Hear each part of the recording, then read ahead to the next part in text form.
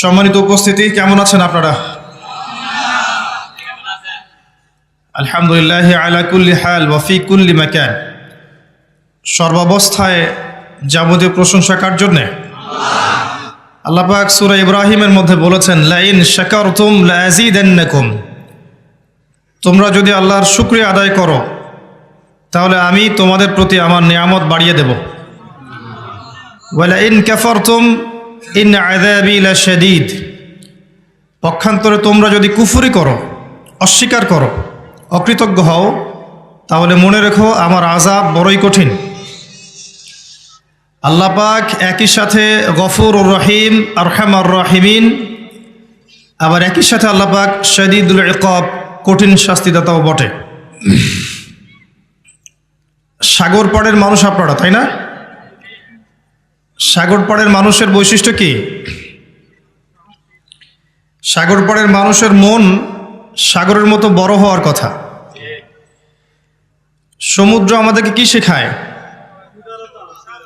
বিশালতা, উদারতা।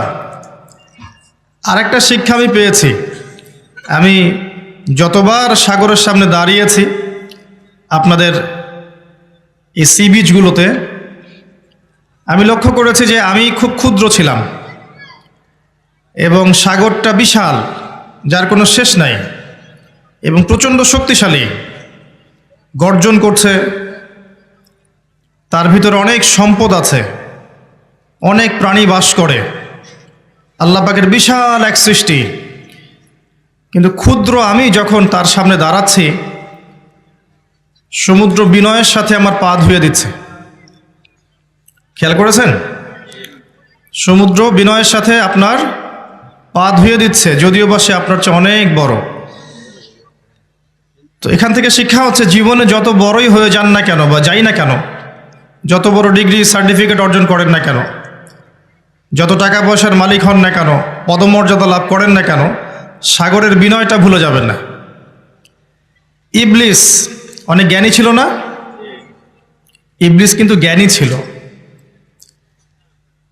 সে কি ফেরেশতা ছিল? না, সে কিন্তু ফেরেশতা ছিল না।